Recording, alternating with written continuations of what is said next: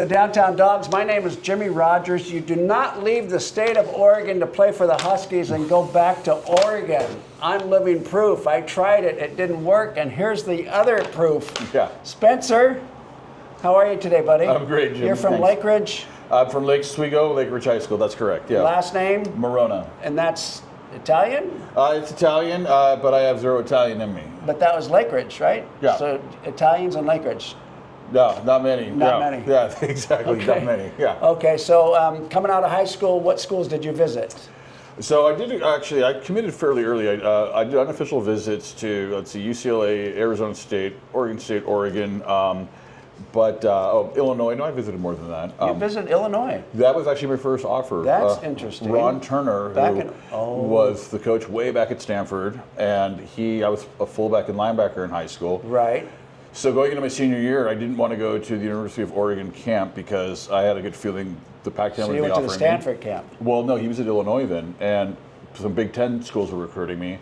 So I decided to take the opportunity to go explore a Big Ten school because I didn't want to go to camp and have everything work against me on the West Coast. And they had started recruiting me, and he ran the West Coast offense, touchdown Tommy Vardell back in the day, the fullback. Still, though, Big Ten from the West Coast from Oregon. It worked, though. Very strange, though. Yeah, I got an I've heard offer. Stories. And it's not like how it is today with recruiting, where you're getting offers so early. But it allowed me to come back and tell Coach Bellotti, Coach Riley at Oregon State that I had an offer. Those came in really quickly. Who was at Oregon State? Coach Mike Riley at the time. Okay, so you didn't have, Mike Riley, he's a good coach. You didn't have Joe Alvazano. No, it was Joe. Mike Riley. Rest in peace. So Arizona offered Colorado, Washington, and a couple of others. But I decided at that time, if you were offered from University of Washington and University of Oregon in '97, it was kind of a no-brainer. Oregon was just starting to get pretty good. They went to the Rose Bowl in '94. Now they have a very good, phenomenal program. But there was no NIL. No, there was no NIL. Money. No. Yeah. But I wanted to be close to home, but not too far, so that my parents could get to games. Perfect choice. Yeah. Identical answer for me. Yeah. Okay. I want to be close to home, but not too close. Want to get away a little bit. And Don James and the Huskies. Be able to drive back home. The purple, if needed. the water, everything about it was just perfect. Totally. And you got a kid that's going to Notre Dame or graduated from Notre Dame? I have two at Notre Dame, actually. At Notre Dame now? They are. How did that come about? Well, the intelligence must have skipped a generation. They're both on full rides academic. I'm really proud of them. One is he's doing an internship. He'll be a senior next year at Under Armour this summer. And then my going-to-be sophomore is studying pre-med. That's fantastic. Yeah. What did your parents do? They did amazing things. They had to deal with me. They raised me. Yeah, well, that was quite the feat. But yeah, right. No, so my dad was a very successful entrepreneur in the travel industry for decades. My mom actually, in addition to being a stay-at-home mom, which I think is the hardest job around, she started hospice for Contra Costa County, and eventually became the executive. She's the chairman of the board, but she's head of the board of directors. For 40 years, she volunteered for hospice and really helped grow it into what it is down there. Boy, that's fantastic. Now, did you host anybody when you were at the University of Washington? Any big names? Big names. I co-hosted Kellen Winslow. That was. Oh, you did. He was a jerk when we hosted him. So it's disgusting what he did. People can look it up, but he was a hothead. And he ended up going to. Miami, right? Yeah, we could talk about that. No, that's okay. That's enough. Enough of them. Yeah. I'm trying to think. He doesn't get time on the Downtown Dog. Josh Miller, playing. Miller. Okay. And a few others. Kevin Ware, I also co-hosted. He's in prison now too, actually. Mm-hmm. Anyway. Boy, you did They gave you all the. Jeremy Stevens was the co-host on that, so go figure. Okay. So you went to 5 bowl games, or excuse me.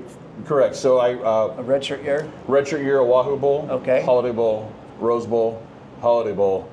Then I student coached in the Sun Bowl. Okay, that's the 5th one. Now, here's an interesting stat. So between 1999, 2000, and 01, I don't think a lot of fans realize we were actually 13 points away from 3 Rose Bowls in a row. We were a really good team. I mean, Marcus Tuiasosopo, he carried that team. We had a phenomenal team, but he was really fan a leader. Of Marcus. Yeah, love that guy. A lot of good players. Yeah, we were. I understand what you're saying. We were one field goal away from 3 Rose Bowls, which is a dynasty. Yeah. When you get 3 in a row. Okay. And I don't think anybody's done that except for USC. Was it not 3 in a row for the 91 team? I don't think so. Oh, that's right. Yeah. Yeah. I don't think so. But anyhow, we'll find out, I'm sure. Yeah. I'm sure. What are your daily non-negotiables? Something you must get done every day. You wake up, beside your coffee. Is it a prayer? Is it a workout? It's a gratitude list. Okay, you got a gratitude list. Yeah, I started that in January 2023, and it's not every day, but I try to have it part of my daily routine. But it's 5 things that I'm grateful for every day. I have found that gratitude is the best weapon to defeat anger, because it is impossible to hold those 2 thoughts in your mind at the same time. So when I am angry or I'm triggered, oh, that's good. if I'm angry or triggered, I will quickly. If you're grateful, it's hard to. Well, yeah. So try this. The next time, it's hard to take the guy out. the next time you get angry or someone says something that pisses you off, say 5 things grateful quickly, and you'll literally physically feel your blood pressure drop. That's a great tip. I'm going to try that. What was more violent, Tuesdays and Wednesdays or Saturdays? Football. Tuesdays. Yes. Yeah. Tuesdays, the inside running drill. Who is the best University of Washington football athlete? In my era, I would have to say Anthony Von Tour. Okay. I don't remember him. Yeah, so Anthony Von Tour, and I think a lot of my teammates would say this, with the close second Marcus Tuiasosopo behind that, he was a phenomenal cornerback. He actually passed away. It was unfortunate. He suffered from bipolar. But he was one of those players that was all over the place, but he was so good, talented, he was able to get away with a lot of shenanigans that most of us couldn't get away with, because when he was dialed in and he could play, I remember I think he almost knocked out Freddie Mitchell, who was a receiver at UCLA when we played, but some of the interceptions he would make in practice, you couldn't even try to put it on in a video game. He was just phenomenal, but he ended up, he really struggled with substance abuse, and I think had an overdose and a heart attack years ago. I'm sorry to hear that. Who are your coaches, Spencer, at the University of Washington? Yep, sure.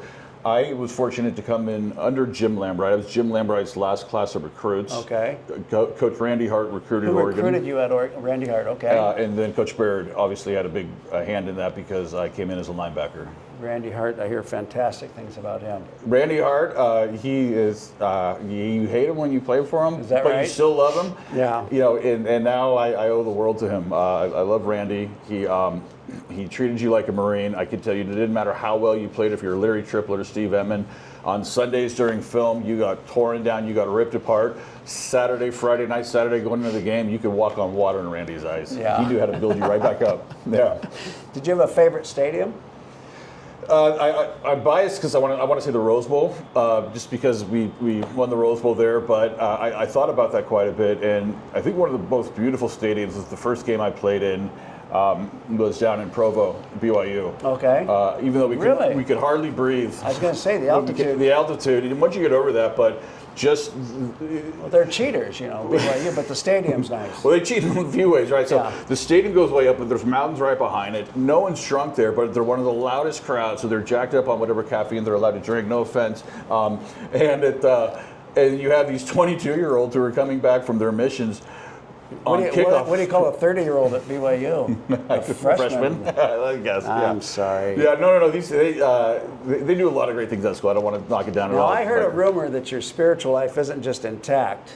Oh. It's gone up to the next level. Can you tell us a little bit about that? Sure, absolutely. I am a very spiritual person. I recently did it's about as high up you can get there, an ayahuasca ceremony. Okay. A couple of months ago, that was life transforming. Can you tell everyone what an ayahuasca ceremony is? Sure. Ayahuasca is a healing plant, and it has been done for a couple thousand years down in the Amazon in South America. It's becoming more mainstream in Western civilization. There's a great documentary on Netflix, actually. Aaron Rodgers really helped put ayahuasca on the map. It's something he does for 2 or 3 days every year.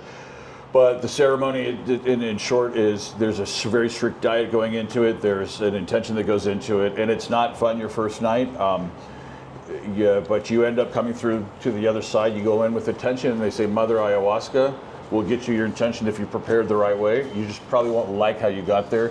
I'll summarize it by this. They say that ayahuasca is about 10 years of therapy wrapped into one ceremony, and I 100% agree with that. Interesting. But I've done IV ketamine therapy, I've done psilocybin therapy, and I attribute all of those to helping me get off antidepressants. I don't want anything to do with alcohol anymore. I feel like I'm seeing a new reality with synchronicity, and I've been told it's always been there, but now I'm awake. I'm very blessed. That's awesome. Do you have a favorite sound? A favorite sound? Yeah. My kid's laughing. Okay, great answer. I haven't heard that one before. Yeah, my kid's laughing. Do you have what was the best University of Washington offense? The best, I automatically go to Michael Penix Jr., but the best offense. It's hard not to go there. The 2000 team that I played on. Yeah, with everybody goes to their own 4 or 5 years. For sure. The best University of Washington defense. Best University of Washington defense. Thinking back, I'm going to have to say the Boomer Sooner, the 1984 Orange Bowl. I love that. I agree with that answer. Yeah. If you could have one last meal, what would it be, Spence? Oh, one last meal would probably be my mom's spaghetti. Go-to song. Go-to song. Peter Gabriel's Salisbury Hill. That's a beauty. By the way, so we'll have to talk about this offline. That was the first song that I didn't even look at YouTube playlists, and I hit play after my ayahuasca ceremony. And they say that Mother Ayahuasca will come to you in the form of an eagle, a snake, which signals shedding baggage, or a leopard. One of the eagles, the first thing that soars over Peter Gabriel's head in that song. Anyway, it really spoke to me. So I listened to that like 3 or 4 times a day now. I still get I can't wait to hear it as soon as we're done talking here. First concert? First concert was 1992, Oakland Coliseum, Guns N' Roses and Metallica. I was 12 years old. I have no idea what my friends and I was thinking of bringing us there. Then it was opened with Ice-T when he was with Body Count. Remember he had a heavy metal band? And there was this whole thing that he better not sing the song Cop Killer. And we're in Oakland. Right. Or anyway, I had never seen a mosh pit. I had no idea what was going on. But I'm in love with Metallica and Guns N' Roses now. Good for you. Yeah, it was a blast. Your biggest fear? Water, heights, snakes. Snakes. Second person that said snakes? Yeah, snakes. You and Jack Thompson. Yeah. Let's see here. You must have had a difficult time adjusting after football. I did. Especially because I didn't get to play my full career. So I redshirted, got into every game my freshman, sophomore year, but I ended up, after the first game of my junior year, I lost a bunch of weight to play fullback. We're going in, Michigan's coming into play, and Coach Neuheisel sits me down. He says, well, Spence, are we okay on time? We're good. Okay. Don't worry about it. He said, make sure we're spinning. We need to make sure, there's been an injury on the D-line. Ken Walker ended up getting the starting position for fullback. I maybe would have rotated it on the goal line, but he said, you still want to keep you on the field. I was a utility player. So I came in, I was a little too slow for linebacker at this level, a little undersized for D-line, but scrappy enough to get on the field and find my way on there. Playing nose guard at 265 didn't do my body any favors.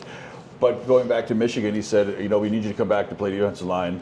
And I said, Coach, I haven't put my hand down on the other side of the ball since the Rose Bowl. And you want me to go up against Steve Hutchinson, one of the best offensive guards in the history of football, came here for the Seahawks. And I said, all right, I'm a team guy, I'll do it, right? This is what you do if you want to play. I wasn't good enough to say, no, this is what I'm doing. That was the last game of my career, not because of Steve specifically. He was actually didn't hurt me at all because I couldn't do anything. He'd lock me up, and I felt like a T-Rex not being able to get off his block. But my labrums had just torn up. Believe it or not, I know I don't look like it. I was a very competitive swimmer growing up, and so butterfly is what loosened up my ligaments. And I knew it wasn't going on to the next level, so did 2 more surgeries that year. And senior year, I went in to Coach New, and I said, I think I'm done. He said, I was going to say something to you, but I didn't want to run you off the team. I know you're done, but I want you to have closure. We see you as a middle management type guy. You're a leader among your peers. Why don't you try coaching, which was very nice for him to do. So I was assistant to Coach Hart as well as Coach Houck at the time for special teams. And I'm so glad that I coached for 1 year because I realized this is something I do not want to do. Just the job security, the hours these guys put in. But I would always wonder if I hadn't tried. Interesting. Did you play in the Oregon Shriners game? I did. Did you have a good time at the camp? And I had a blast. Yeah, that was the first year they changed. Is it the Shriners game now? I don't know what it is now. They changed it to. I think it might have gone back. My first year. The reason I bring that up in '98 was they called it the Oregon All-Star game. Maybe. But it was the Shriners always before that. I know it was the Shriners, yeah. My point there was the camp, getting to meet the other players. Yeah, that was so much fun. Wasn't that a blast? Yeah, we stayed at Lewis and Clark, and these guys that you hear, know about, and you're competitive against, and you realize we're all the same. Did you go out to a movie or? Went to movies and just hung out. Was there a movie that sticks out? Not that we went out to? No, Yeah. not that I can remember. Yeah. Okay. What about you? Yeah, it was Caddyshack. Oh, no way. And so we all just kept, You must have been dying. Oh, we laughed so hard. Oh, that's so cool. You got to And- see and Caddyshack with those To guys? this day, we always use Did you guys those. win?